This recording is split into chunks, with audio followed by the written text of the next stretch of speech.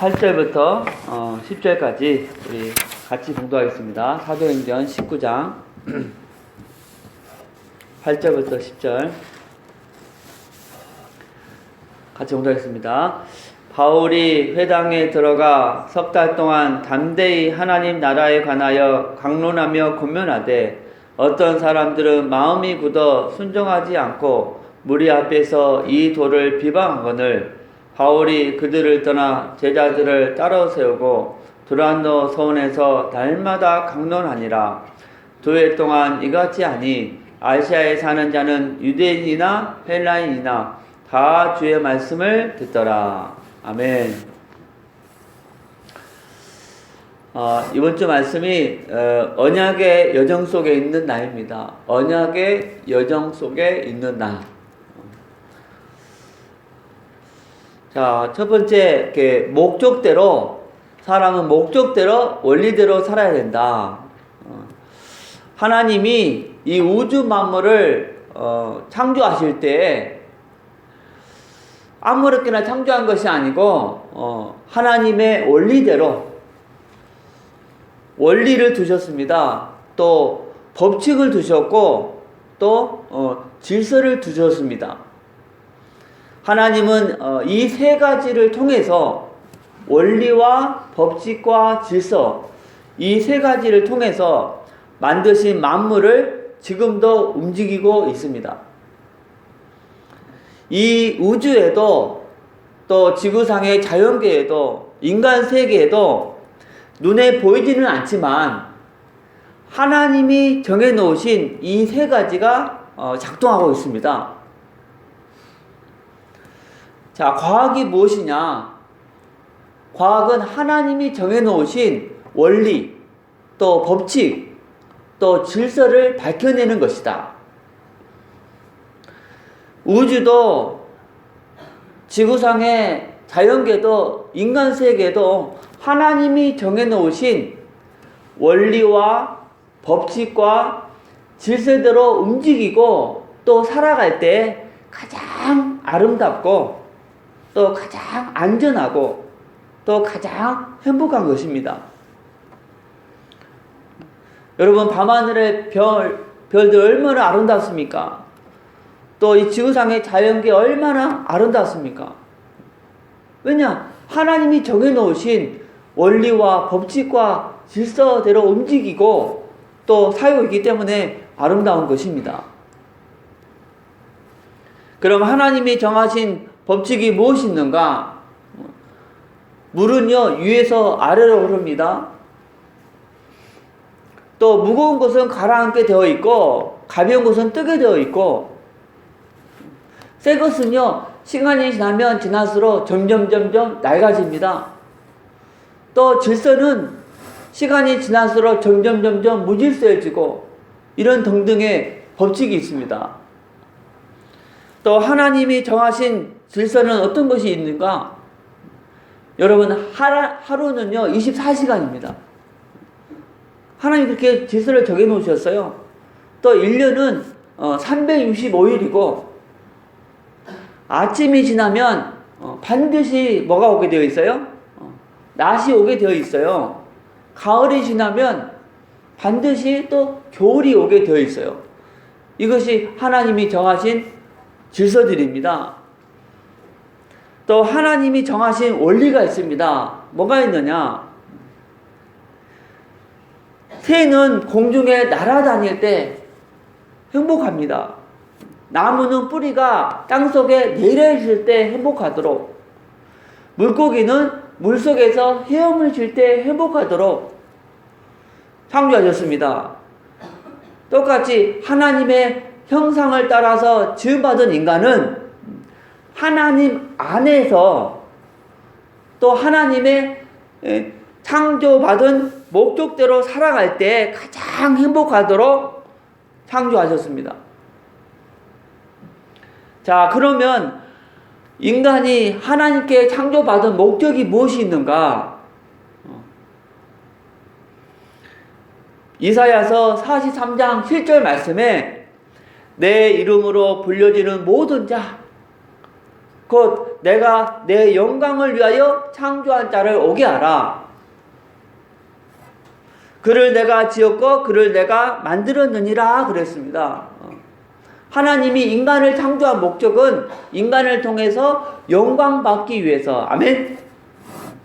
그래서 우리는 무슨 일을 하든지 또 무엇을 결정하든지 또 내가 무슨 말을 하든지 이것이 하나님께 영광이 되는가 항상 생각해야 될 줄로 믿습니다. 말하고 싶어도 하나님께 영광이 안 되면 이 말하면 안 돼요.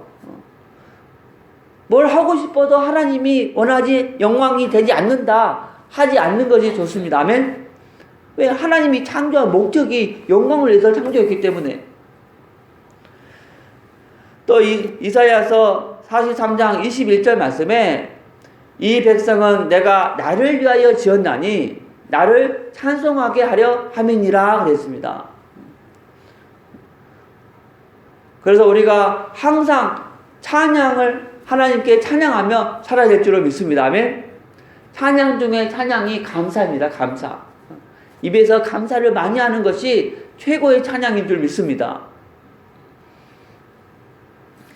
자, 다시 한번 말씀드립니다. 이 우주도 또 지구상의 자연계도 또 인간 세계도 하나님이 정해놓으신 원리 또 법칙 질서대로 움직이고 살아갈 때 가장 행복한 것이다.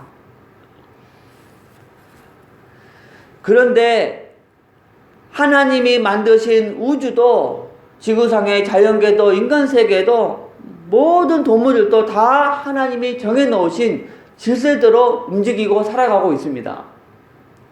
그런데 오직 인간만 그 질서를 어기고 살고 있어요.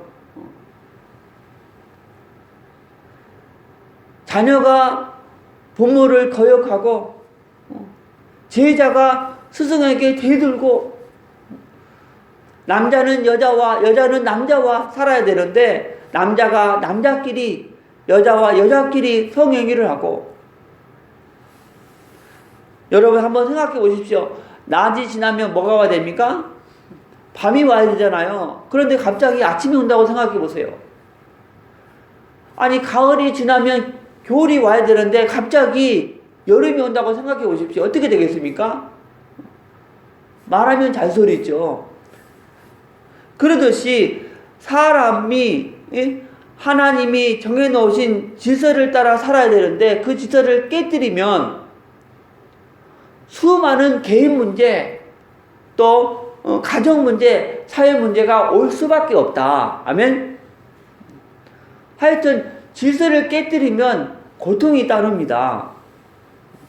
또 하나님이 만든 모든 피조물들은 다 하나님이 정해놓으신 원리대로 살아갑니다.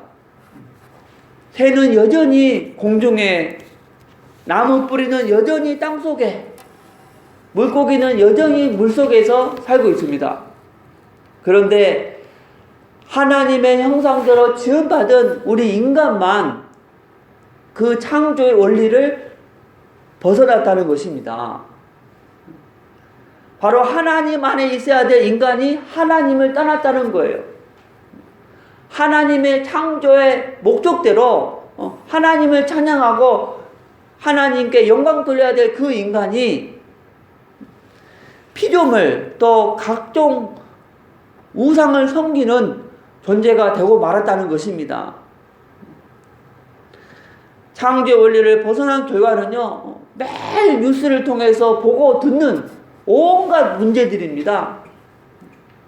매일 일어나는 교통사고, 또 각종 질병, 살인, 또 학교 문제, 부부 문제, 자녀 문제, 청소년 문제, 또 우리 개인적으로 뭐 우울증에 시달리고 불면증, 공황장애, 또 각종 중독에 이런 모든 고통이 하나님이 정해놓으신 그 원리를 벗어나기 때문에 그렇습니다. 여러분, 아니 새가 공중에 있어야 되는데 새장에 갇히면 어떻게 되겠습니까? 물고기가 물속에 있어야 되는데 물을 떠나면 어떻게 되겠습니까? 역시 말하면 잔소리 아닙니까?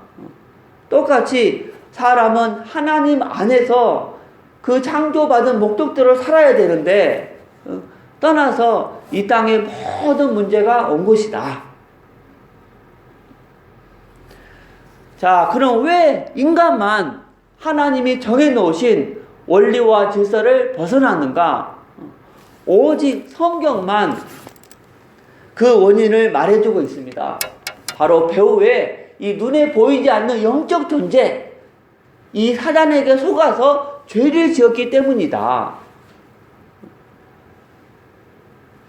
계시록 12장 9절 말씀에 큰 용이 내쫓기니 옛뱀 곧 마귀라고도 하고 사단이라고도 하며 온 천하를 꿰는 자라. 그가 땅으로 내쫓기니 그의 사자들도 그와 함께 내쫓기니라 그랬습니다. 이 사단 마귀는 눈에 보이지 않지만 지금도 저와 여러분 가정 안에서 저와 여러분 개인의 인생에 개입해서 지금도 일하고 있습니다. 주님이 오시는 그날까지 이놈은 일할 거예요.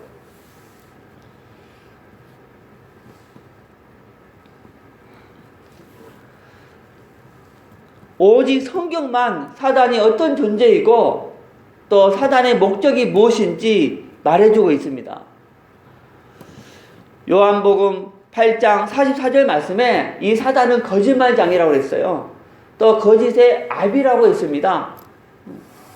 너희는 너희 아비 마귀에게서 났으니 너희 아비의 욕심을 너희도 행하고자 하느니라. 그는 처음부터 살인한 자요 진리가 그 속에 없으므로 진리를 알지 못하고 거짓을 말할 때마다 제 것으로 말하나니 이는 저는 거짓말장이요 거짓의 아비가 되었음이라 그랬습니다. 여러분, 거짓말을 많이 하는 것은요 배후에 이 사단이 역사하고 있는 겁니다. 아멘. 차라리 욕을 먹을지언정 거짓말하면 안 돼.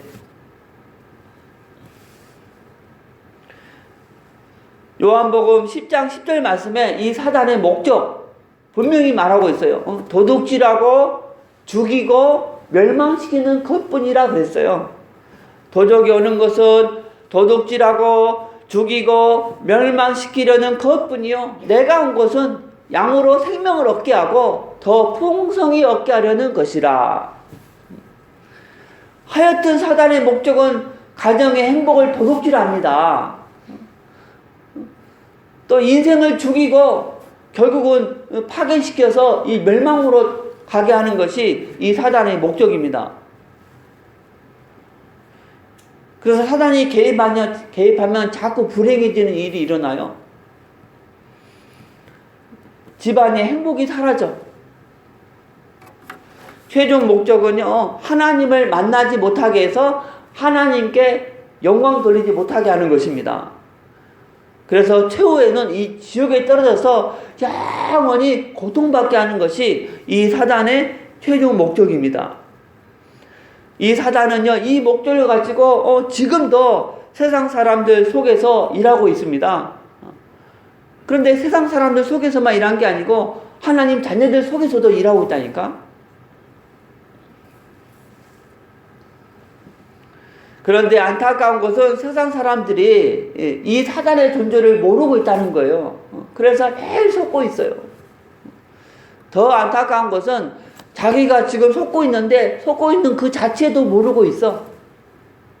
심지어 우리 신자들 중에도 이 사단에게 속고 있는 사람들이 많이 있습니다. 그런데 감사한 것은 하나님이 그런 인간을 버리지 아니하시고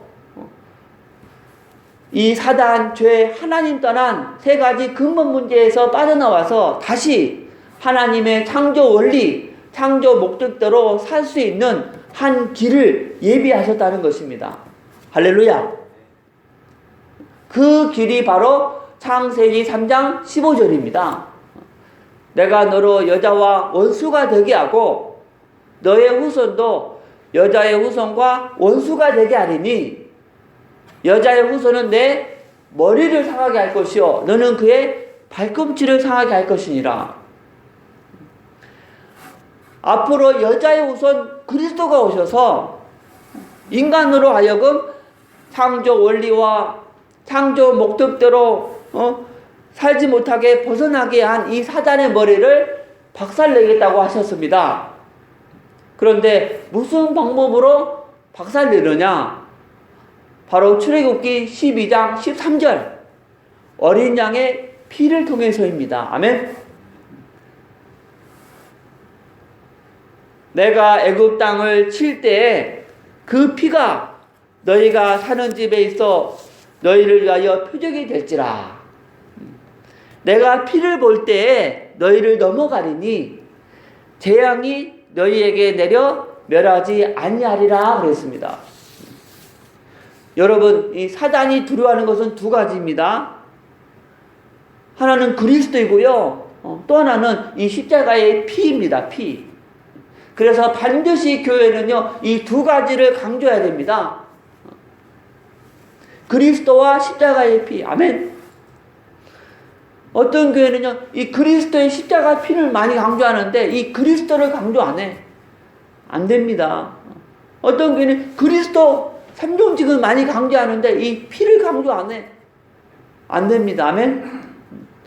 고린도전서 2장 2절 말씀에 내가 너희 중에서 예수 그리스도와 그의 십자가에 못 박히신 것 외에는 아무것도 알지 아니하기로 작정하였습니다 그랬어요.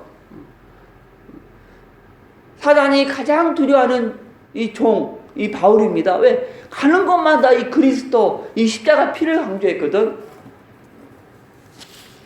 그래서 우리가 특히 대예배 전에 찬양할 때 이 보혈 찬양을 많이 해야 될 줄로 믿습니다. 실제로 2000년 전에 여자의 우선 그리스도께서 오셔서 십자가에 피 흘려 죽으심으로 창세기 3장 15절의 예언대로 사단의 머리를 박살내셨습니다. 할렐루야. 자, 그 이름이 뭡니까? 예수님입니다. 예수님. 이제 누구든지 예수님이 그리스도이심을 믿으면 하나님의 자녀가 되고 다시 하나님의 창조 원리를 회복해서 창조의 목적대로 이제 회복해서 하나님을 찬양하고 하나님께 영광 돌리는 삶을 살게 됩니다. 그리고 하나님의 말씀을 통해서 다시 하나님의 질서대로 다시 회복하게 되는 것입니다. 여러분, 구원받은 사람은요, 하나님의 말씀대로 살아야 됩니다. 아멘? 그래야 그 질서가 다시 회복되는 거예요. 가정의 질서, 아내와 남편과 아내 사이의 질서, 또 부모와 자녀 간의 질서. 누가 행복한 사람인가? 육신적으로는 여러 가지 문제를 만날 수도 있지만 하나님이 정해놓으신 그 창조의 원리, 그 창조의 질서대로, 그리고 하나님께 창조받은 그 목적대로 사는 인생이 가장 행복한 인생이다. 할렐루야. 아무리 세상에서 착하게 살고 공부 많이 하고 돈 많이 벌어서 성공했어도 하나님이 정해놓으신 그 창조의 원리, 질서, 창조 목적을 벗어나서 살면 불행한 인생이라고 성경은 분명히 말씀하고 있습니다. 저와 여러분은 하나님의 은혜를 받아서 하나님의 창조 원리, 또 질서, 창조받은 목적대로 살고 있습니다. 아멘. 그래서 저와 여러분은요, 하나님 앞에 가장 행복한 사람입니다.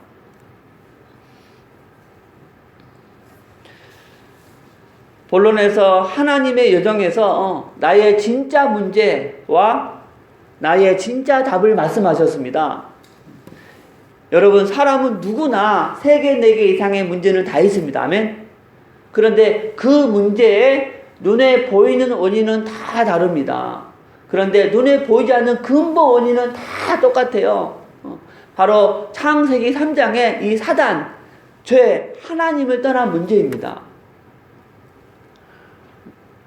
아하, 내 문제가 창세기 3장 이 세 가지 근본 문제구나. 이것이 보여질 때 그 사람이 오직 그리스도, 항상 그리스도, 매일 그리스도로 결론 내릴 수가 있어요. 또 현실 문제 속에서 하나님의 계획을 발견하고 그 문제 속에서 하나님의 축복을 받아 누리게 됩니다. 그런데 내 문제가 창세기 3장 문제이구나, 이게 안 보여지면 이 오직 그리스도, 이게 힘들어요. 그래서 저도 구원의 길을 할 때 그리스도 전하기 전에 이 불신자 상태를 전하면서 인간의 방법으로 안 된다, 오직 이 근본 문제 해결해야 된다, 이걸 많이 강조하면서 기도하면서 강조해. 하나님 저분이 깨닫게 해달라고. 할렐루야. 이게 안 보여지면 구원을 받았어도 여전히 현실 문제에 빠져서 불신자와 똑같이 염려하고 근심하고 불안하고 초전하고 또 미워하고 증오, 또 원망 불평 속에서 살 수밖에 없습니다.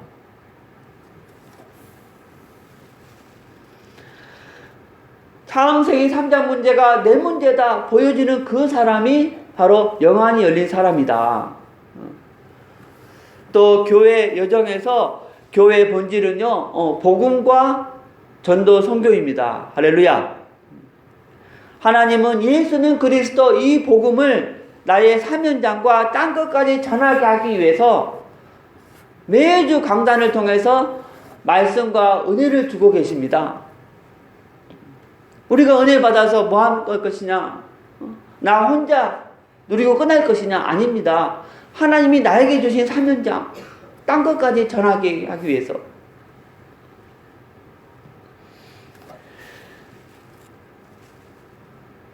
하나님께서 우리 사랑교회 주신 정체성, 사랑교회는요 오직 복음만 전하는 교회입니다. 아멘. 그리고 전도 선교하는 교회고 후대를 렘넌트로 준비하는 교회이다. 올해 2018년도 하나님이 사랑교회에 주신 응답 세 가지 전 교인 현장화입니다. 하나님이 내게 주신 사명장의 영혼을 위해서 기도하면서 실천 미션으로는 현장, 순회 전도 캠프에 대한 그런 응답을 주셨습니다. 그리고 강단의 말씀이 전 성도에게 흘러가도록 3인 1조의 응답을 주셨고, 또 30년 만에 성전을 봉헌하면서 언약 성전 구체화의 응답을 주셨습니다. 그리고 내년에는 제2의 언약 성전, 렘넌트를 위한 문화 성전, 237개 나라를 위한 글로벌 성전을 예비해 놓으셨다고 말씀하셨습니다. 마지막으로 나의 여정에서 모든 사람들은 반드시 두 번의 전환점이 있어야 된다. 첫 번째는 예수는 그리스도, 이 복음을 깨닫고 하나님의 자녀가 되어서 하나님이 나와 함께 하시는 임마누엘의 축복을 누리는 영적인 전환점. 두 번째는 에녹처럼 예수 그리스도를 나의 주인으로 모셔서 이제 주님과 동행의 삶을 사는 인생의 전환점입니다. 감사하게 저와 여러분은 이미 첫 번째 전환점은 경험했습니다. 아멘. 이제 저와 여러분의 신앙 목표는요, 에녹처럼 함께를 넘어서서 동행하는 그 단계로 가는 것이 최종 신앙의 목표입니다. 할렐루야. 말세 때 휴거가 되는데 누가 휴거되느냐? 에녹이 그 모델입니다. 주님과 동행의 삶을 사는 그 사람이 휴거되는 거예요. 구원을 받았어도 동행이 안 되면 남는다니까? 환난을 거친다는 거예요. 결론적으로 교회의 본질 세 가지. 오직 그리스도, 오직 전도 선교, 오직 성령 충만, 이 세 가지 본질을 벗어나면 반드시 다른 것에 빠질 수밖에 없습니다. 이 본질을 벗어나면 빠질 수밖에 없어. 기복신앙에 빠지고 율법주의, 신비주의, 자유주의 신앙에 빠질 수밖에 없어요. 그래서 복음 회복의 증인이 되자. 아멘. 또 전 성도가 삶 흐름을 잘 타서 성경적 전도의 증인이 되자. 교회 흐름, 예배 흐름, 훈련을 잘 타서 성경적 전도의 증인이 되자. 그리고 모든 성도님들이 렘넌트 회복의 증인이 되자 하셨습니다. 그런데 렘넌트 회복의 증인이 되기 위해서 먼저 내가 누가 된다고 그랬죠? 렘넌트가 돼야 된다 말씀했습니다. 아멘. 그래서 내가 먼저 삶 흐름을 타면서 세 가지 회복의 증인이 되어야 된다 말씀하셨습니다. 여러분, 이 말씀을 통해 일주일 동안 승리한 줄로 믿습니다. 오늘 새벽에 기도할 때 또 하나님께서 오늘 목사님을 통해서 주시는 풍성한 말씀을 받게 해달라고 기도하시고 전 성도들이 다 마음의 문을 열고 살아계신 하나님의 말씀으로 받을 수 있도록, 또 말씀 섬기시는 목사님 머리끝부터 발끝까지 성령으로 처음 함께 하시고, 목사님이 증거하는 것이 아니고 목사님 안에 계신 성령께서 친히 증거하게 해달라고, 그리고 앞으로 있을 중직자 대회, 또 23차 세계 선교대회를 위해서 기도하시고, 또 이제 겨울에 많은 훈련이 또 있습니다. 그 훈련을 위해서 기도하는 그런 새벽 시간 되기를 바랍니다. 우리 237장 찬양하고 이러한 기도 제목을 위해서 기도하고 개인 기도하고 마치겠습니다. 237장